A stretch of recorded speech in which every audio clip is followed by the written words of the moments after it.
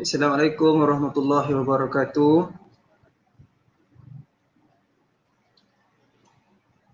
Ustaz, Babak sihat? Alhamdulillah.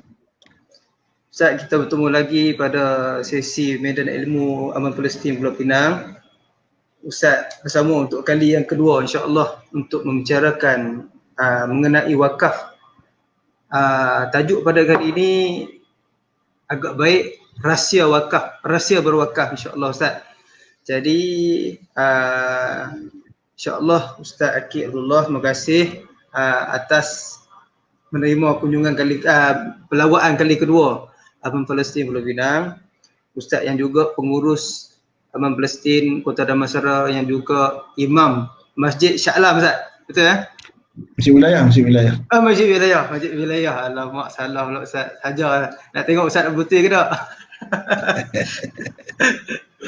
InsyaAllah Ustaz. Macam mana di sana, keadaan di sana Ustaz? Okey lah? Alhamdulillah. Pasal gambar kita tak boleh besar kan? InsyaAllah kita berbesarkan Ustaz. Okey. Kita besarkan. Kira pakaian tu pakaian imam besar tu. Tak lama tu. InsyaAllah jadi imam besar. InsyaAllah, alhamdulillah. Salawat dan salam ke atas junjungan Nabi besar sallallahu alaihi wasallam. Kita pun dah berada di dalam bulan Rejab. InsyaAllah kita akan menemui Syakban dan Ramadan. Bulan-bulan yang amat disukai oleh orang yang beriman untuk terus buat amal soleh insya-Allah Ustaz. Pada hari ini Ustaz kita akan berbincang untuk tajuk seterusnya, yakni rahsia berwakaf. Jadi Ustaz, ana nak Ustaz, mungkin Ustaz boleh terangkan apakah perbezaan di antara infak, zakat dan wakaf. Perbezaannya Ustaz satu persatu. InsyaAllah Ustaz, disilakan dengan segala hormatnya. Assalamualaikum warahmatullahi wabarakatuh. Alhamdulillahirabbil alamin.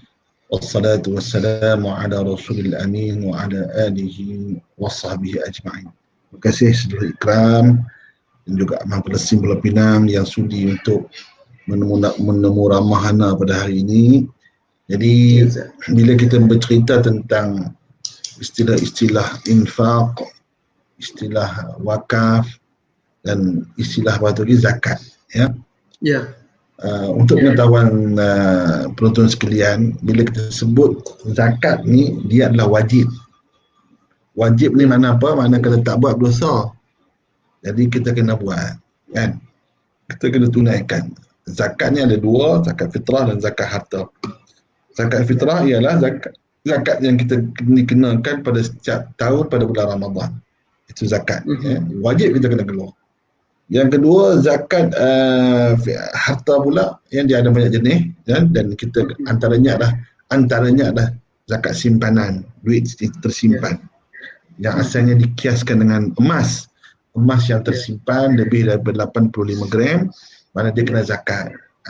Kita kiaskan mana kita duit juga kita kesimpan lebih daripada hari ini 85 gram, dekat 20,000. 20,000 kita kena zakat. Ya. Okey.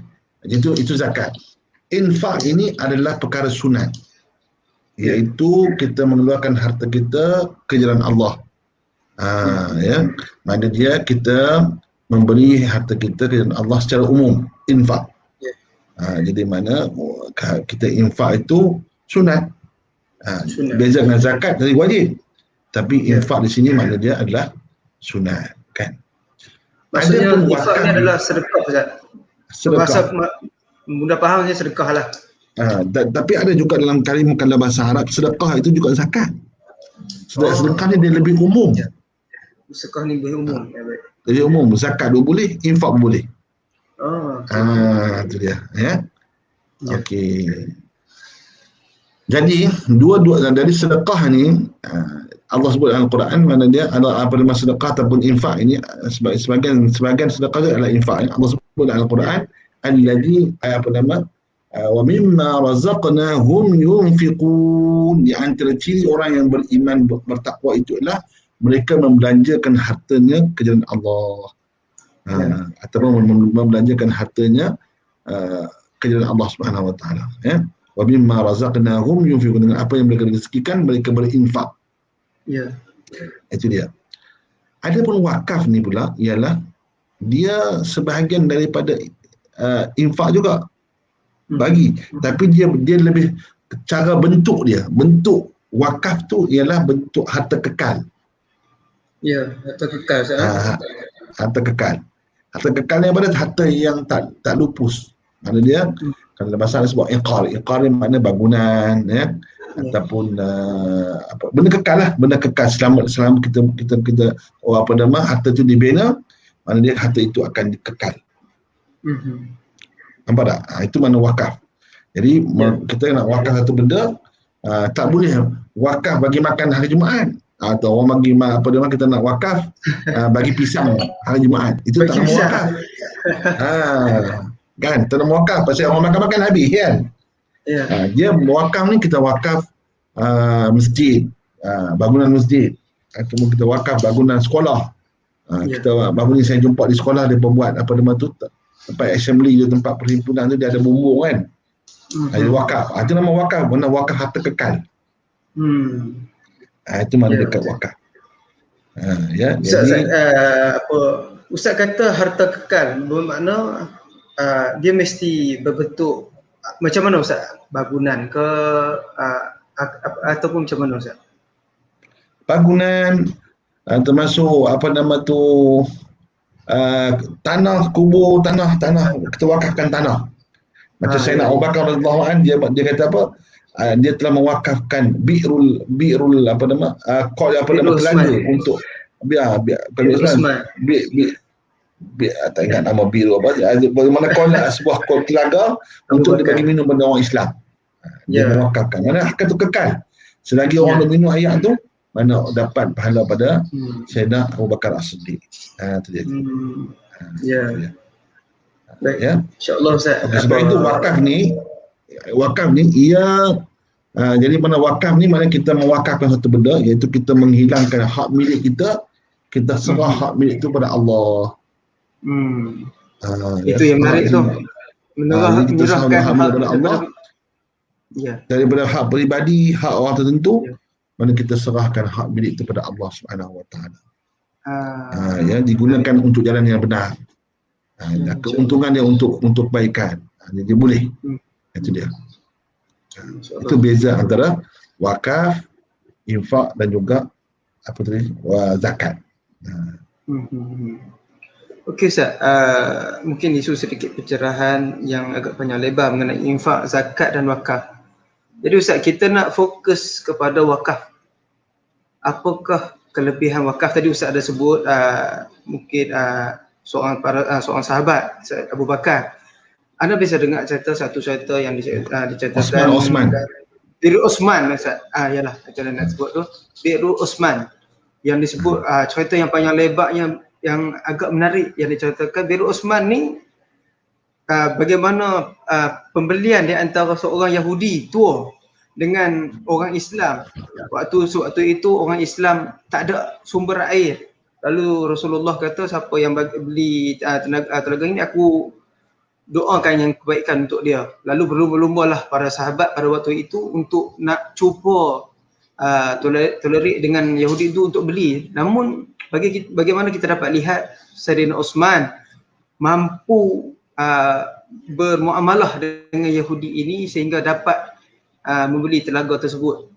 Adalah cerita yang agak panjang, masya-Allah Ustaz. Jadi telaga tu dikatakan sampai hari ini masih ada Ustaz, betul tak?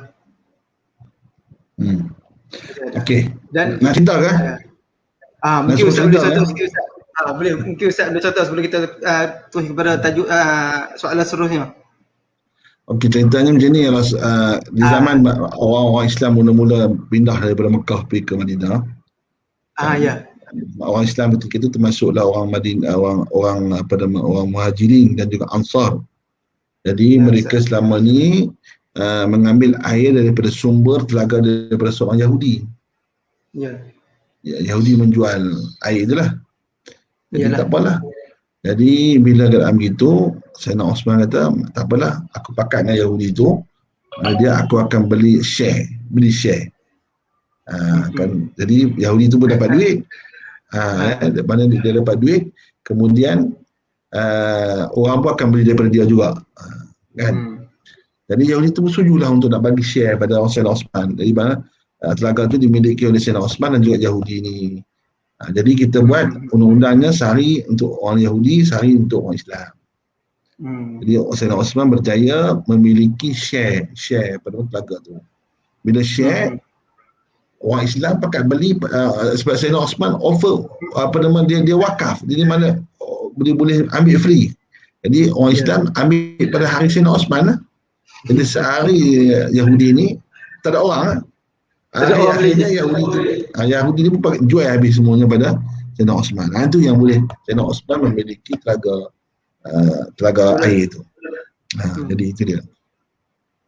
Pengiraan kita tengok Ustaz, dikatakan dari sumber-sumber yang mengatakan Sayyidina Osman membeli telaga tu dengan harga yang agak tinggi.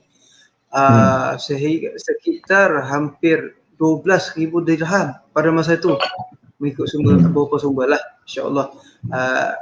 Mahal Ustaz lah, kira mahal. Tapi nak dikatakan bahawa berkatnya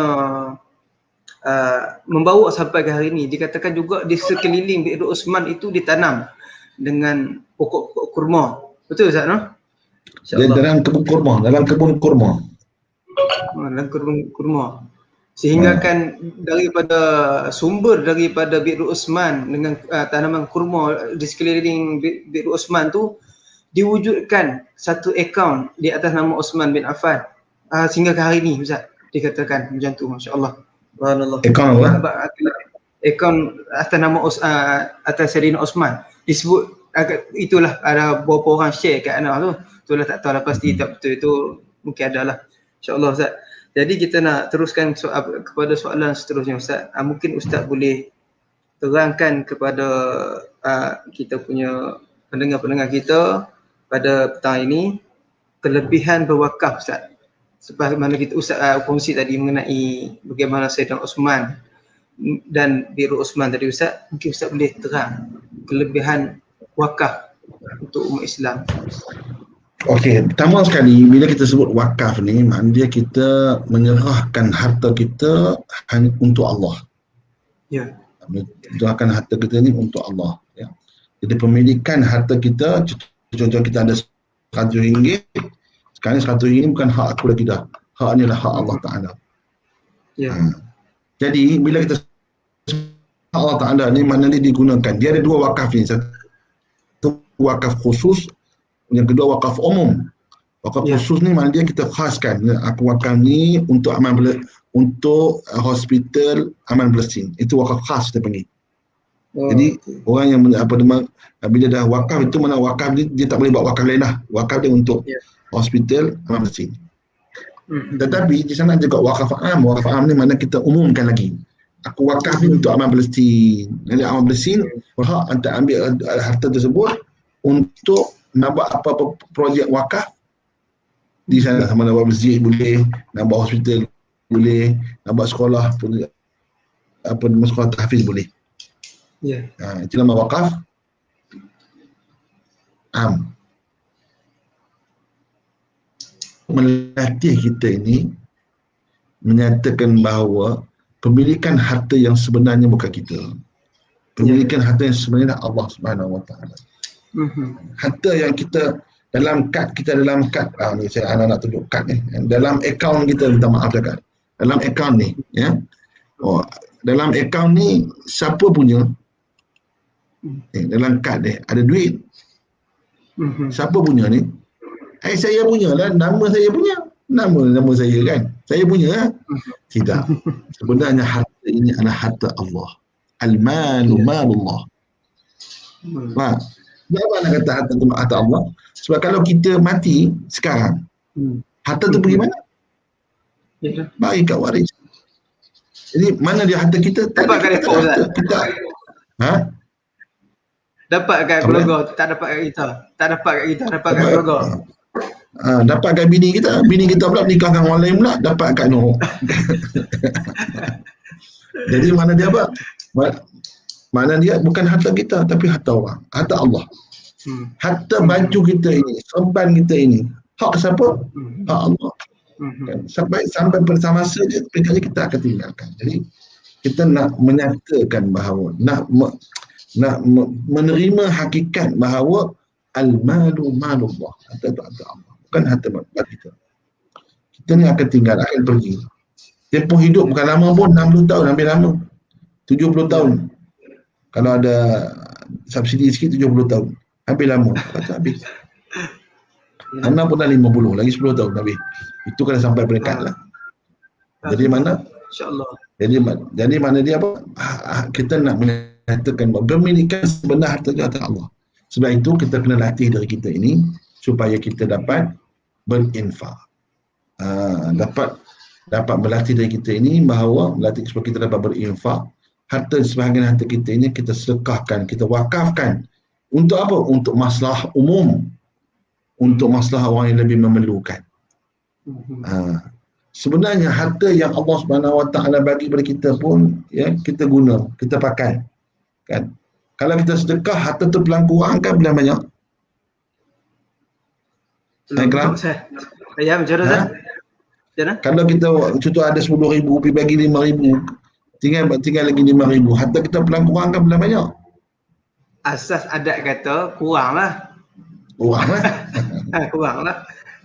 Tapi Allah kata, sekali apa yang kita sedekahkan, apa yang kita wakafkan, itu Allah kata qardun hasan, pinjaman yang baik. Allah bagi kita pinjaman yang baik. Allah nak pinjam sekejap. Qardun hasan, ya, pinjaman yang baik. Ya, untuk apa? Allah ganti balik. Patutlah hadis Rasul kata apa? Ma naqasa min sadaqah, tidak akan berkuranglah orang yang bersedekah. Jangan takutlah orang bersedekah tak pernah miskin. Ya, jadi kita nak latih. Jadi kita bagi harta wakaf, tambah harta wakaf di Palestin, bumi berkat, ya Allah tidak akan mengurangkan harta kita. Bahkan Allah menilaikannya dengan nilai yang tinggi. Alladzina yunfiquna amwalahum fi sabilillah kamathali habbatin anbatat sab'a sanabil fi kulli sumbulatin mi'atu habbah wallahu yudha'ifu liman yasha' wallahu wasi'un alim. Perumpamaan orang yang memberi infak macam orang tanam sebiji benih. Daripada sebiji benih naik 7 tangkai.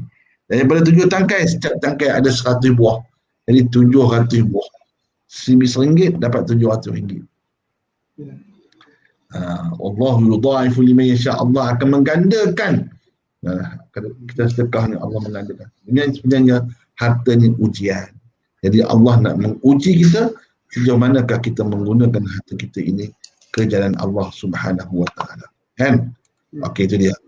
Yang kedua, kita dapat pada amalan wakaf ni adalah sedekah yang tidak akan berputus.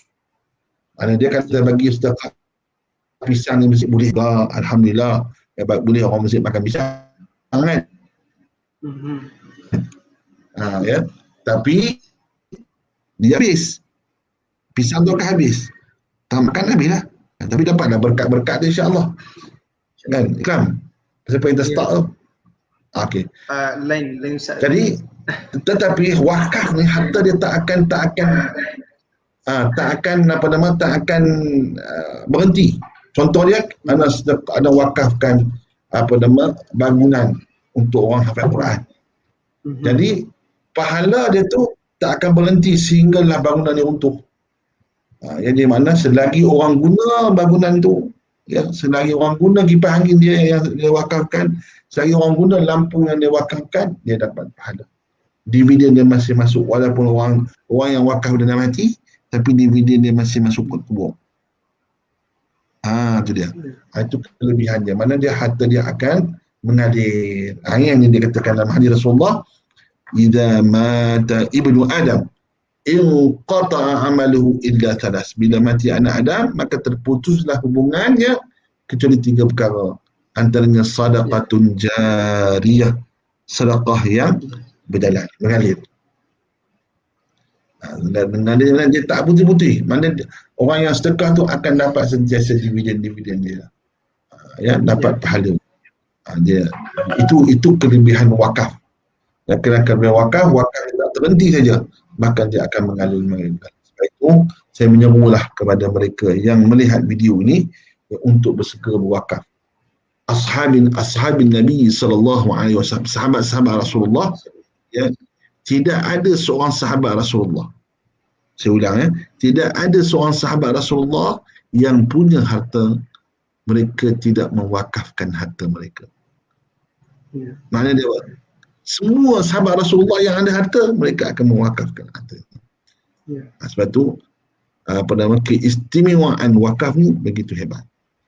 Sebab tu kita buat produk wakaf di Amal Belesin, ya, untuk menggalakkan orang untuk melakukan wakaf, ya, terutama di Baitul Maqdis, terutamanya di Gaza, terutamanya di Syria, yang mana bumi ini adalah bumi barakah, bumi dah wakaf tu berkat dah, kemudian bumi ini adalah bumi barakah, dan mudah-mudahan ianya akan mendapat pahala yang besar di sisi Allah Subhanahu wa taala, kan.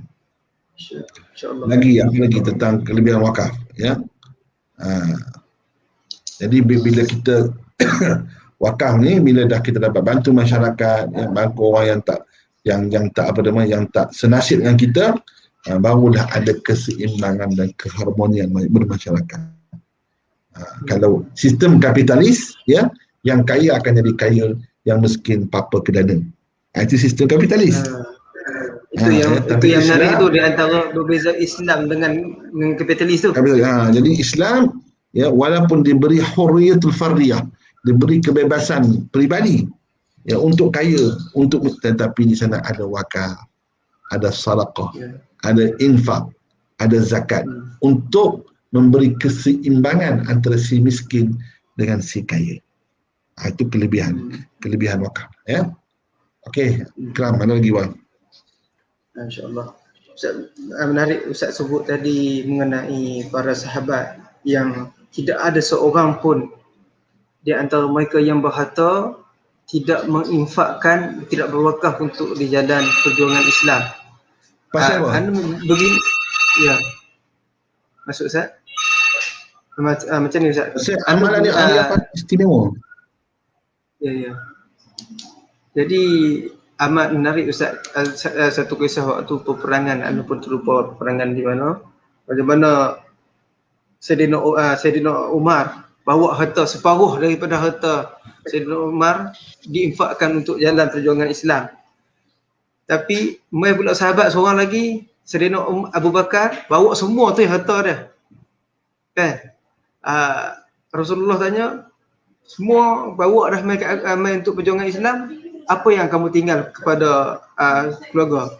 Dia kata, aku tinggalkan Allah dan Rasul. Nak abad kuatnya jati diri para sahabat dulu untuk infak, untuk berwakaf di jalan Allah. Jadi Ustaz, mungkin Ustaz boleh kongsi satu kisah sahabat yang boleh menjadi satu inspirasi kepada pendengar-pendengar kita pada petang ini, selain daripada Sayyidina Osman yang kita kongsi tadi, Ustaz. Okey, ana bawa kisah ini, ya. Kisah ini berlaku dalam peperangan Tabuk. Ya, Ustaz. Peperangan Tabuk ni adalah peperangan dipanggil Jaishul Usrah, iaitu tentera yang sangat susah. Maka Rasulullah pun open kepada sahabat dia untuk membuat infak, untuk membelanjakan harta jalan Allah. Maka ketika itulah Umar datang dengan membawa separuh harta dia. Dia menang lah. Rupanya Abu Bakar ambil semua sekali harta dia. Bila kita terfikir sebab apa? Kalau ni orang Penang dapat faham ni, pasal apa Abu Bakar boleh tergamak nak bagi semua harta dia? Yalah. Dia nak makan apa anak-anak dia? Pasal apa dia tergamak nak bagi? Apakah yang menyebab dia mampu untuk berbuat demikian? Lain dan itu tidak menjadi bukan tanda soal tu, Ustaz. Iman. Lain dan tidak bukan iman. Sebab itu dalam hadis yang Rasulullah kata apa? Kalaulah nak dibandingkan iman Abu Bakar dengan iman seluruh umat Islam, nescaya iman Abu Bakar lebih berat. Iman dia tu. Pasal apa? Kepercayaan dia, keyakinan dia. Dia tahu dah, aku infak ni aku tak akan miskin. Tapi kita kalau bagi 1,000, habis dia aku. Jadi Dia tahu dah kalau aku bagi tak akan miskin. Tuhan ada. Lepas tu dia kata Allah dan Rasul. Tuhan ada. Yang kedua, bahawa dia tahu mana qasa min sadaqah, tak akan berkurang orang yang bersedekah. Aku akan bagi orang. Sebab itu kalau orang yang selalu bersedekah, dia faham bahawa dengan dia sedekah itu dia dapat imbal yang balik. Allah akan bagi balik rezeki yang lain. Jangan risau. Ya, anak ni bersembang ya, kadang-kadang kita nak buat pun kadang-kadang kita pun takut juga. Takut nak buat. Takat 50 boleh bagi, lebih nak bagi 100 pun. Boleh lagi bagi 100, bagi 100 boleh bagi 1000. Kacau kan.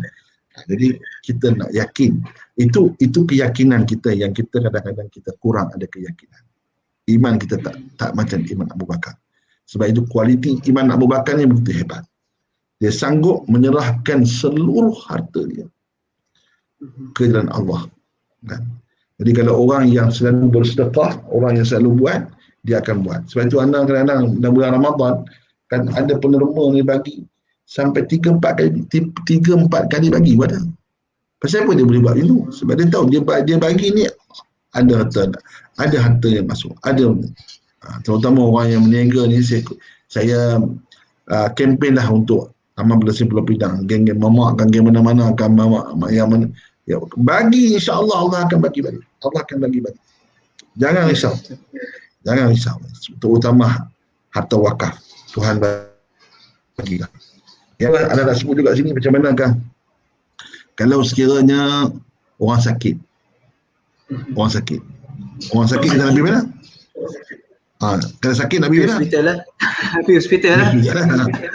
Itu mentaliti kita. Mentaliti. Kalau sakit nak cari apa? Cari ubat lah. Apa ubat dia? Ubat lah.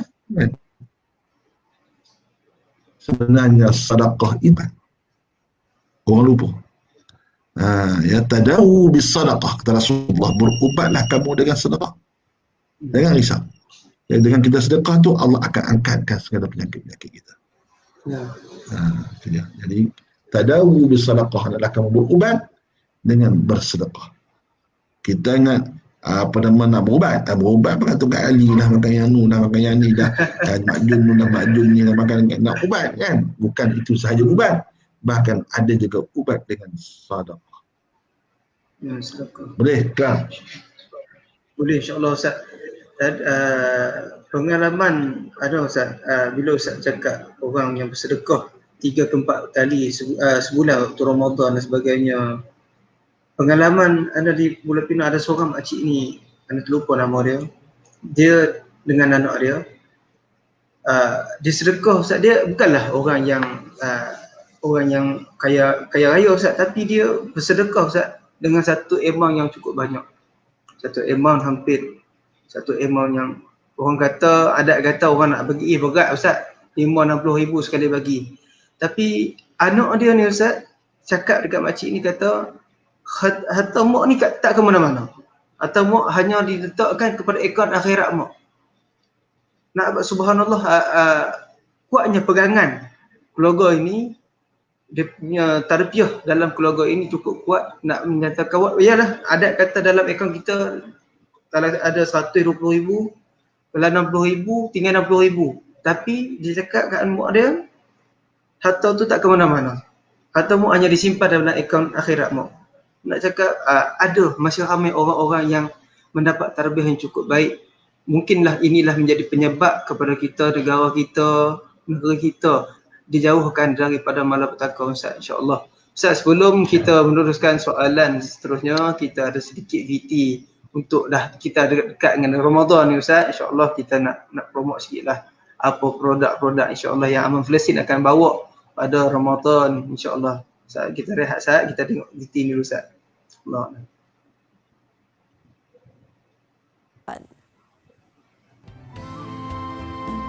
Oleh itu, Aman Palestin menyeru orang ramai agar melakukan ibadah bersedekah dengan menyertai Ramadan bersama 2021 agar kemanisan pada bulan mulia itu boleh dikongsi setiap umat Islam, terutamanya di negara konflik seperti Palestin, Syria dan Yaman. Jadi pelbagai bentuk bantuan yang kita akan sediakan, antaranya ialah kotak makanan, pack sahur dan berbuka, program Imarah Ramadan, hadiah Ramadan juga hadiah raya.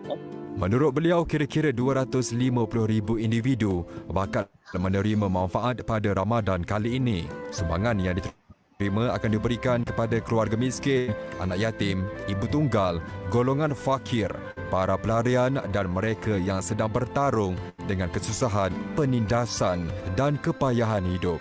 Memang saban tahun kita buat projek ini tanpa miss. Dan alhamdulillah setiap tahun kita dapat laporan daripada rakan bersama kita bagaimana mereka melaksanakan projek di sana dan bagaimana gembiranya hati-hati rakyat Palestin di Masjid Al-Aqsa menerima bantuan daripada kita semua. Selain itu, program Ramadan Bersama 2021 ini turut memfokuskan untuk membaik pulih 100 hingga 150 buah rumah di Palestin sebagai projek wakaf yang akan dilakukan pada 10 malam terakhir Ramadan. Jadi kedua-dua program ini ialah kempen kita merujuk kepada masa tempoh ataupun waktu-waktu yang sangat-sangat bernilai untuk kita bantu mereka yang memerlukan. Jadi kita menggalakkan para pendengar, kita cuba yang terbaik untuk kita dapat kualiti ibadah yang terbaik, insya-Allah. Orang ramai boleh mengulurkan InsyaAllah Ustaz, sedikit selingan sebelum kita meneruskan soalan yang terakhir pada petang ini Ustaz. Kita pun dah di hujung-hujung dah program kita dengan Medan Ilmu pada petang ini. InsyaAllah Ustaz, tadi kita lihat bagaimana Aman Palestin disebutkan oleh Pengurus Besar Pemasaran Fadil Ustaz Farhan bahawa kita tidak pernah miss setiap tahun untuk menghantar bantuan ke sana. Jadi kita di sini tertekan, saudara kita di sana juga tertekan Ustaz. Jadi pada tahun ini kita melancarkan program Ramadan Bersama, insya-Allah. Jadi mungkin Ustaz boleh terangkan sedikit kepada pendengar kita khususnya di Pulau Pinang dan amnya di seluruh Malaysia dan di seantero dunia mengenai apa produk Ramadan Bersama Palestin ini, apakah apa yang ada di dalam tu. Tadi ada juga disebutkan nak membaiki dalam projek wakaf rumah-rumah Palestin 100 ke 150 kalau tak silap anda dengar tadi. InsyaAllah mungkin Ustaz boleh ceritakan sedikit Ustaz. Jadi alhamdulillah kita di Aman Palestin kita berusaha untuk menolong mereka yang berada di sekitar Baitul Maqdis, ya, termasuk di Syria dan juga di Yaman, yang mana bumi ini adalah bumi barakah, bumi keberkatan, ya. Jadi sempena dengan bulan Ramadan yang mulia ini, saya mengajak tuan-tuan dan puan-puan sekalian untuk kita menghulurkan bantuan kita, menghulurkan sedekah kita, menghulurkan wakaf kita, menghulurkan infak kita yang khususnya bagi mereka yang berada di sana, tuan-tuan. Tuan-tuan, jadi kita alhamdulillah setakat tahun lepas kita berjaya ya, untuk menghantar bantuan ke Palestin. Dan kita mendoakan mudah-mudahan dengan bantuan yang kita beri ini, ya, Allah mempergandakan pahala kepada kita orang yang memberi itu, ya. Sebab terutamanya kalau dalam Ramadan ni kita ada package 10 apa nama panggil 10 sedekah subuh kan. Apa nama? Sedekah subuh. Sebab apa sedekah subuh? Sebab kita nak melaksanakan firman sabda Nabi SAW. Rasulullah kata apa? Setiap hari malaikat akan turun untuk memberi infak. Mereka memberi infak, ya. Dan malaikat mendoakan, Allahumma u'ti munfikan khalafa, ya Allah, berikanlah kepada orang yang berinfak itu gantian yang baik. Jadi kita diberi gantian yang baik, ya. Dan dalam masa yang sama, ya, kita kena ingat juga bahawa malaikat juga berdoa, Allahumma u'ti mumsikan talafa, ya Allah, berikanlah kepada mereka yang bakhil ni, orang yang tak mau bagi harta dia, ya, talafa, iaitu kehancuran. Jadi kita nak mana, kita pilihlah sama ada kita nak bagi ataupun kita nak bagi. Kalau tak nak bagi, malaikat doa juga. Jadi kita mengharapkan. Sebab itu ana dengar juga ceramah, beberapa ceramah tentang bagaimana kehebatan, keajaiban dengan sedekah subuh ni begitu hebat.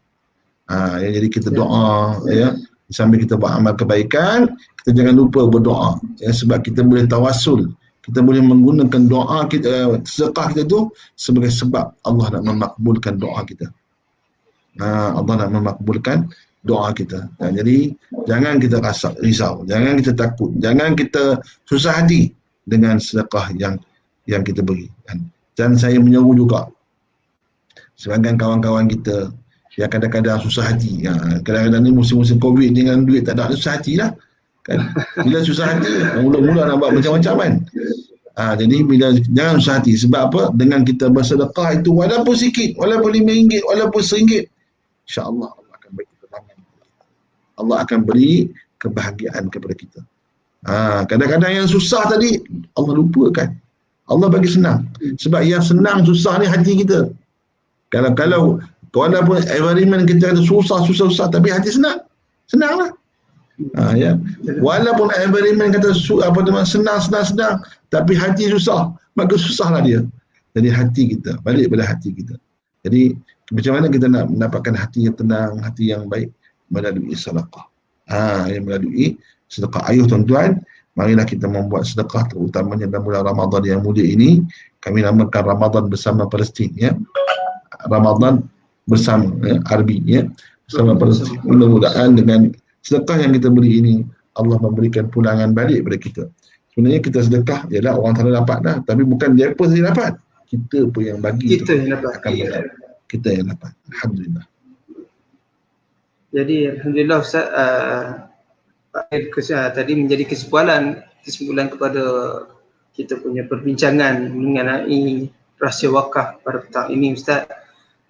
Jadi apa yang kita simpan belum tentu jadi milik kita, tapi apa yang kita infakkan di jalan Allah, di jalan Islam, itu adalah milik kita, insya-Allah menjadi saham akhirat, dividen kita. Kita duk berbincang dividen tabung haji, dividen di banyak lagi lah pelaburan-pelaburan kan Ustaz. Tapi kita jarang berbincang mengenai dividen kita di sana. Dividen kita di akhirat, apa yang kita infakkan itu menjadi dividen, menjadikan kita sebagai bekalan kepada kita untuk bertemu Allah Subhanahu Wa Taala.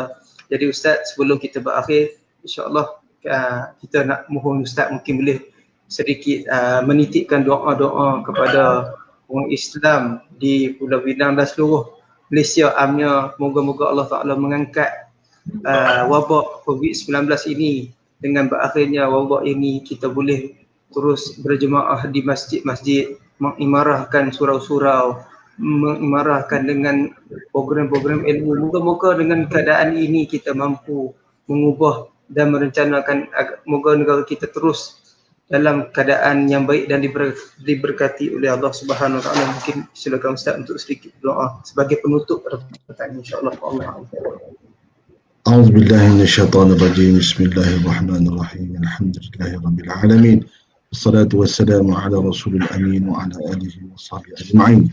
تحصنا بذي العزة والجبروت، واعتصمنا برب الملكوت، وتوكل على الحي الذي لا يموت. اصرف عنا من البلاء والوباء والفتن ما ظهر منها وما بطن. ربنا عليك توكلنا وإليك أنبنا وإليك المصير. بسم الله الذي لا يضر مع اسمه شيء في الأرض ولا في السماء وهو السميع العليم. Ya Allah, ya Tuhan kami, kurniakanlah kepada kami dan juga penerima kepada aman Palestin. Ya, mudah-mudahan ya Allah, berikanlah kepada penerima kami ya Allah keluasan rezeki, dan berikanlah kepada penerima kami ya Allah mereka yang sentiasa dimurahkan rezeki dan diberinya kebahagiaan dunia dan akhirat. Ya Allah, jauhkanlah kami ya Allah, umat Islam yang berada di mana sahaja, dijauhkan daripada sebarang wabak, sebarang penyakit, sebarang wabak yang akan meluaskan wabaknya ya Allah. Ya Allah, kurniakanlah kepada kami kesihatan yang baik, kurniakanlah kepada kami ya Allah kebaikan demi kebaikan. Rabbana 'alaika tawakkalna wa ilaika anabna wa ilaikal masir. Rabbana iftah bainana wa bain qaumina bil haqqi wa anta khairul fatihin. ربنا آتنا في الدنيا حسنة وفي الآخرة حسنة وقنا عذاب النار والحمد لله رب العالمين. Alhamdulillah. Berakhirnya dengan doa tadi, berakhirlah program Medan Ilmu kita pada petang ini, insya-Allah Ustaz. Terima kasih sekali lagi, jazakallahu khairan jazak kepada Ustaz atas menerima. Insya-Allah Ustaz, mungkin bulan depan pula, mungkin sekali lagi Ustaz boleh rehat, dia nampak letih dah tu. Wah, okey. Letih Ustaz no. InsyaAllah didoakan semoga Ustaz sentiasa sihat untuk terus membantu saudara kita di sana dan di sini insyaAllah. Wallahu alam. Terima kasih sekali lagi Ustaz. Maka berakhirlah pada petang ini dengan kita tamatkan dengan tasbih kafarah dan suratul As. Wallahu alam. Assalamualaikum warahmatullahi wabarakatuh.